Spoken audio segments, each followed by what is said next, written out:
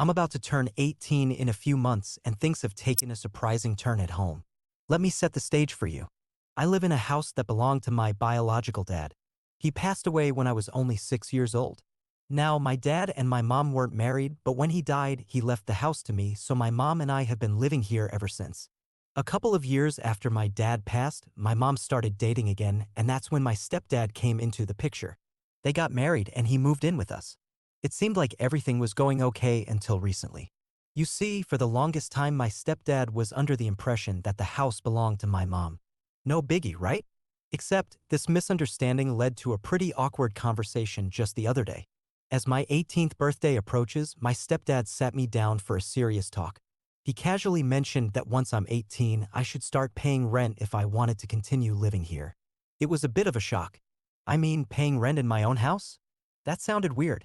So I corrected him, explaining that the house actually belongs to me as it was left to me by my dad. He literally laughed. He thought I was joking. I couldn't believe he didn't know. So I had to clear things up.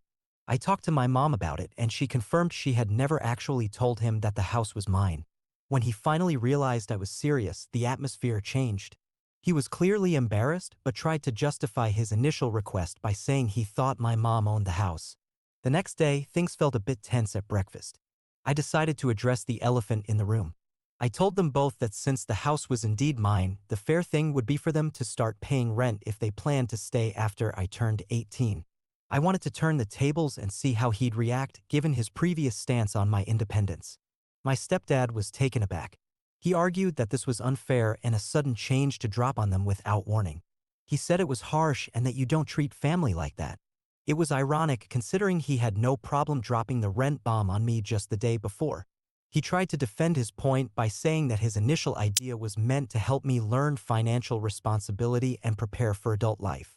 But I shot back, asking how it was any different when he lives here without contributing financially. What does that teach him? I asked. The argument got pretty heated. He accused me of being spiteful and trying to get back at him. He ended the conversation by calling me out of line and walked away. My mom stayed quiet during most of the argument, but later she told me she thought I was being too hard on him. She agreed that he shouldn't have asked me to pay rent, but she felt my reaction was pushing the family towards a split. Despite the blow-up, life went on as usual, but with an unspoken tension in the air. Over the next few weeks, we all kind of danced around the topic. I spent a lot of time thinking about family dynamics and the concept of home. It wasn't just about rent.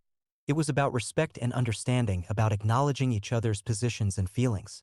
I decided to have another conversation with my stepdad. This time, I approached it differently. I explained that I wasn't trying to kick them out or act spiteful. I wanted us to act like a family that supports each other, not one that takes advantage. I suggested maybe we could work out a system where they help with some bills or maintenance costs instead of traditional rent. It would be a way for all of us to contribute to our home and help maintain it. This conversation went a bit better. My stepdad seemed to understand where I was coming from and we agreed to sit down with my mom and discuss a fair solution. It was important to me that we all felt like we were being treated fairly and that home remained a place where we all wanted to be. Looking back, I learned a lot about handling difficult conversations and standing up for myself. I also saw the importance of clear communication and respect in keeping a family together even when things get tricky. It was a big moment for me, stepping into adulthood not just in age but in understanding and managing real-life situations. Am I the a-hole here? Now for some comments. Not the a-hole. Charge him rent. It's not spiteful. That's what adults do. They either buy homes or pay rent for the places they live. He doesn't think you should be allowed to live rent-free when he thought your mother owned the house, but he thinks he should be allowed to live rent-free. Tell him to cough up or leave. Edited to add, by the way, he told you that you have to pay rent in a house that he doesn't even own. Even if your mother did own the house, any rental agreement should have come from your mother, not him. You are not his child.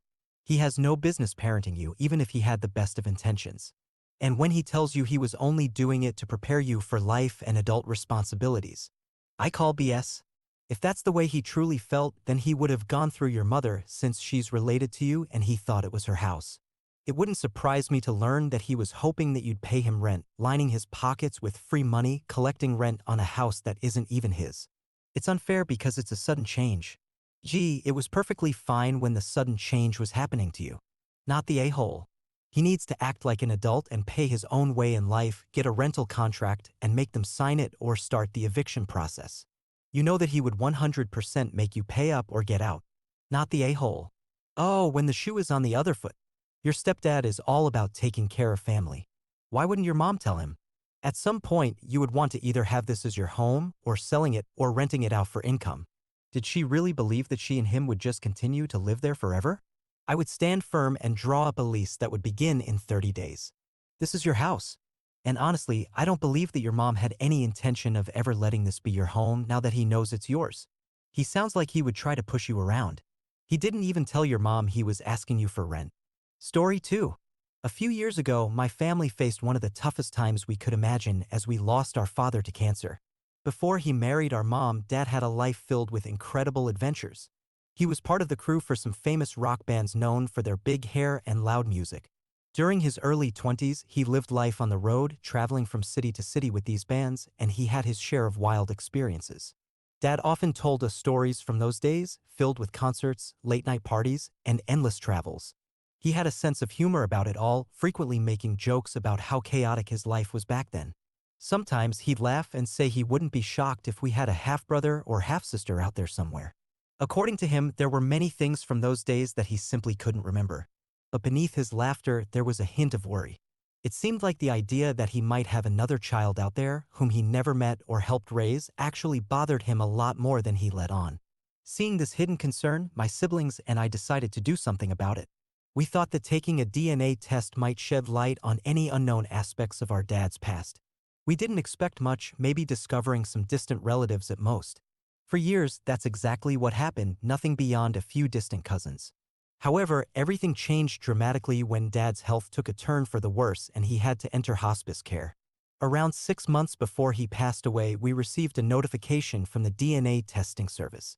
It was a match, but not with a distant cousin. This time, it was a half-sister, and she was almost a decade older than me. This was a big deal. The timeline of her birth perfectly matched the period when our dad was touring incessantly with those rock bands. Before responding to her, we felt it was important to discuss it with Dad first, especially considering his frail condition. He was extremely weak and sick, but when we mentioned that we might have found his other daughter, the news hit him hard. He broke down crying, something we hadn't seen him do very often.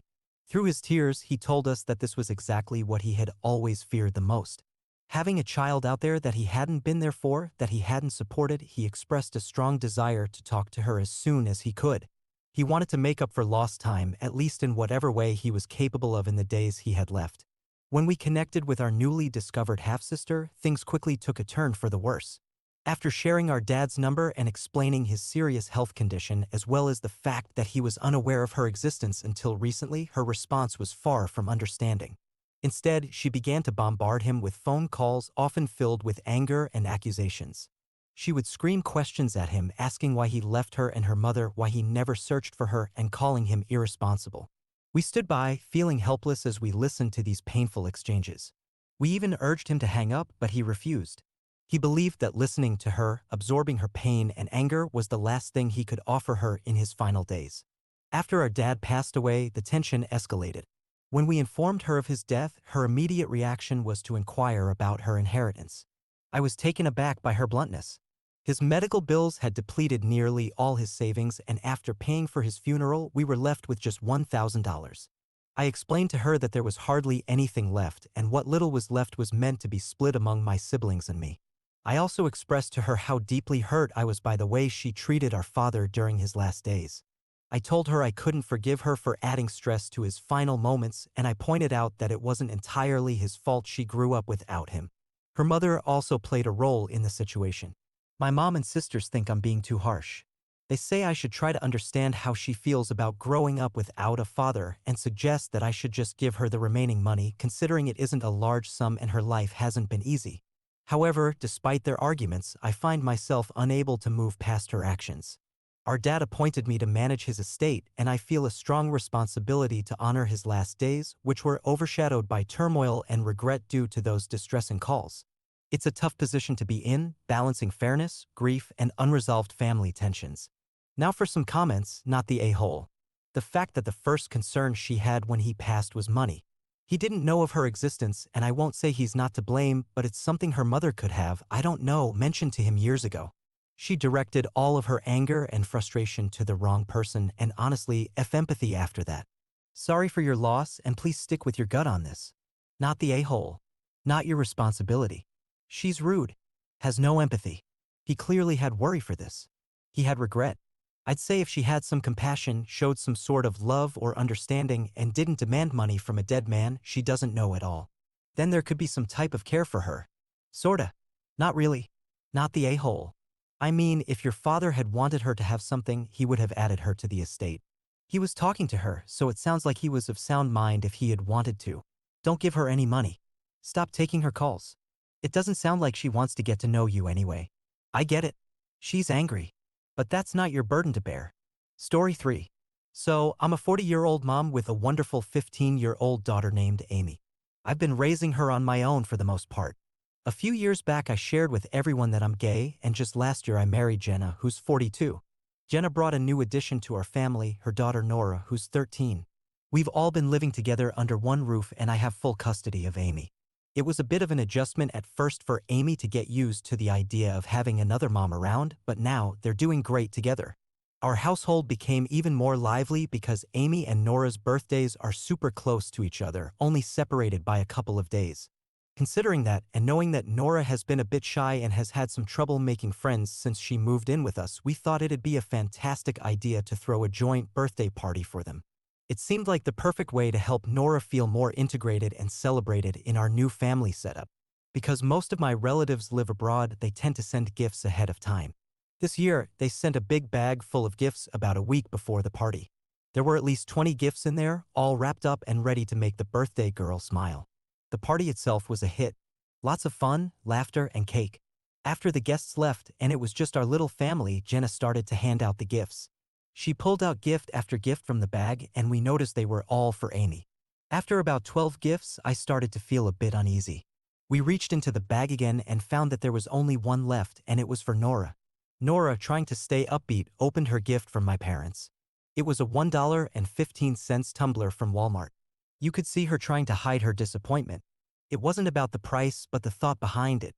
Amy, on the other hand, had received an array of high-end gifts. Gift cards each worth well over $1,100, a brand new, limited edition smartphone, some really cool gadgets, fancy designer clothes, and a bunch of heartfelt birthday cards. Seeing the stark difference in how the gifts were distributed really got to me. I couldn't help feeling that my family hadn't considered Nora equally, and it seemed unfair, especially seeing her try to brush it off, but clearly feeling left out. That night, fueled by a mix of disappointment and mama bear instinct, I took to the family chat. I called out my siblings, my parents, and extended family members for not thinking of Nora, and I expressed my frustration about the casualness of the gift Nora received compared to Amy's lavish ones. I wanted to make sure everyone understood that Nora is just as much a part of our family as Amy, and it's important that she feels valued and included, especially on occasions like her birthday. After the party, when I confronted my family about the unequal gift-giving, they brushed off my concerns. They argued that it wasn't their responsibility to buy gifts for Nora since she isn't directly related to them, and they felt that Amy deserved her gifts because she was their blood relative. They also mentioned that since I hadn't thrown a separate party for Amy, it was my issue to deal with the dynamics between Jenna and Nora, not theirs. Seeing Nora feel left out wasn't new, unfortunately. This wasn't the first time she'd been overlooked by my family, which made the whole situation even more painful for her. Wanting to smooth things over, I turned to Amy that night. I asked if she might share just a few of her many gifts with Nora. Not everything, just some of the gift cards and a couple of new clothes. To my surprise, Amy was really upset by the suggestion. She had always been good about sharing before, and although she and Nora weren't the closest of friends, they generally got along fine. But when I asked her to share, Amy broke down crying. She confessed that she had never wanted a joint birthday party in the first place. She felt like I was constantly making her share everything with Nora, from their room, to parties, to sleepovers. If only one of them was invited somewhere, I'd insist neither go unless both were included. Amy expressed that she wanted something of her own, especially her birthday gifts, which she felt were the one thing that could be just hers. In response, I told her off for being selfish and grounded her. I even took a couple of her presents and offered them to Nora, hoping it would show some fairness. However, Nora refused them, not wanting to cause more trouble with Amy or feel like she was accepting pity gifts. Since then, Amy has been pretty distant and cold toward all of us. I really just wanted to bring my daughters closer together with the joint party and make sure they both felt equally loved and included. But it seems like it backfired, and now I'm not sure how to fix the tension in our family. Am I the a-hole? Clarification. Jen and I bought gifts for the girls, their own tablets, as well as their friends. Nora also received gifts from her extended family, but they sent for Amy as well. Now for some comments. Yes, you are the a-hole. You're basically asking your daughter to share her complete identity with Nora.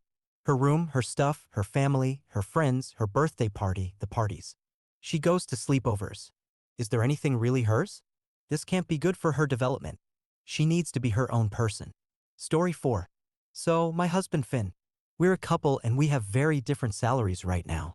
Finn was making good money before, like $4,000 a month. But he wanted to go back to school to get a master's degree, which is awesome. But now he makes way less because the scholarship doesn't pay much. He gets about $2,300, but after he pays for all his school stuff, he's only left with about $1,500 each month.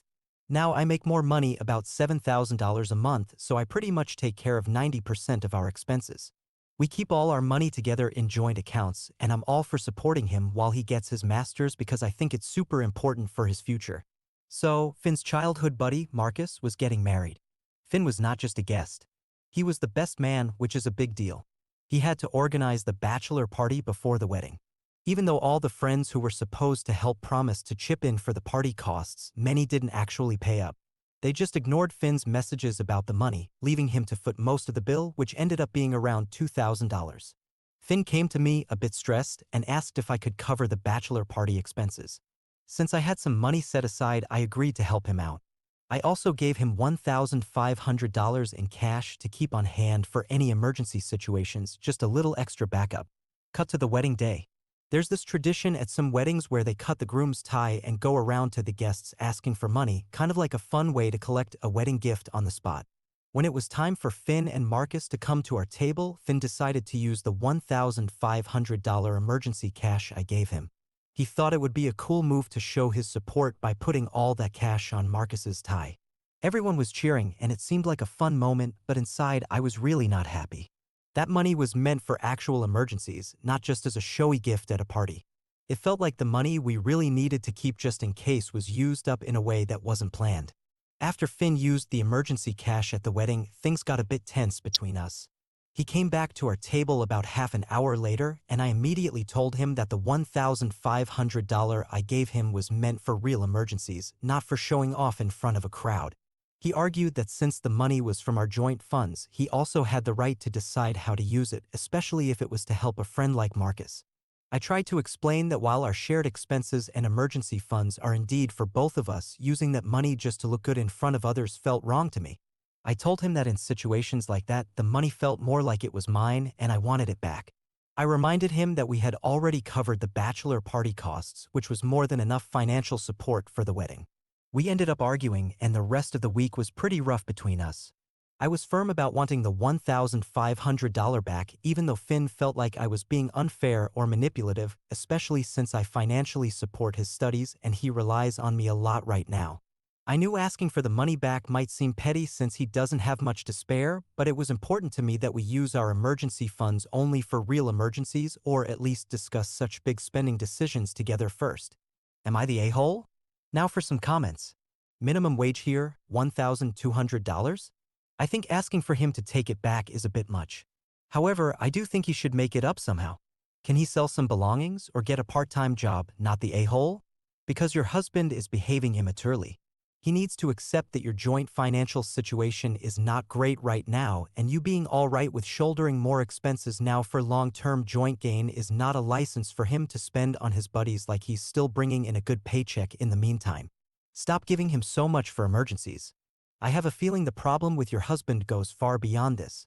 He's living beyond his means, and that spells a ton of future trouble.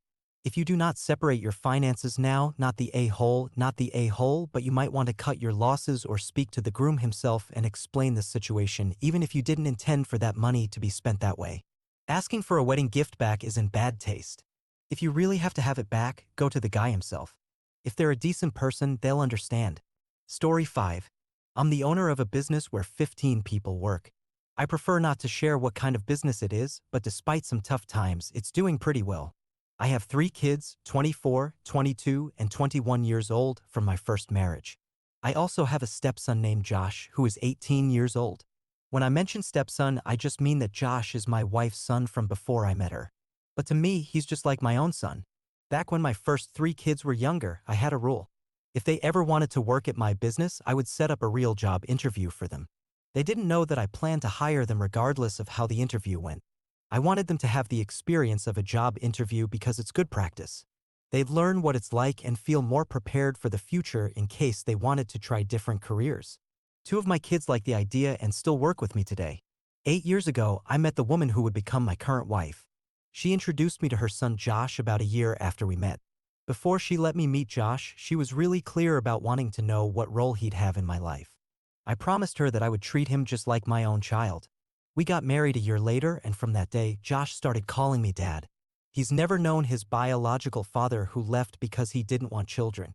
So for Josh to call me Dad is something I consider a great honor. My eldest 3 kids have welcomed him as their brother from the start. They include him in everything they do, like going on trips, watching movies, or just hanging out at home. He's 100% part of our family and everyone treats him he's always been there. This setup has helped us build a strong, united family where everyone supports each other no matter what. It's been great seeing all of them grow up, make decisions together, and become close as siblings. After my wife and I got married, I offered the same opportunity to Josh that I had given to my other kids. I told him that if he ever wanted to work at my business, I would set up a job interview for him just like I did for his siblings. Recently, Josh finished his last year of high school and was unsure about whether to go to university or start working. After thinking it over during the summer holidays, which just started, he decided that university wasn't the right path for him right now and that he'd rather get a job. So he came to me and asked if I could arrange a job interview for him at my company. I happily agreed. What I haven't told him yet is that he's going to get the job no matter how the interview goes. I think it's important for him to go through the process of an interview to gain some experience and confidence. However, when I discussed this plan with my wife, she was really upset. She felt that by making Josh go through an interview, I wasn't treating him the same way as my biological kids, even though this was exactly what I had done for them. I explained to her that Josh already has the job, but I believed that having an interview experience would be beneficial for him, just as it was for his siblings.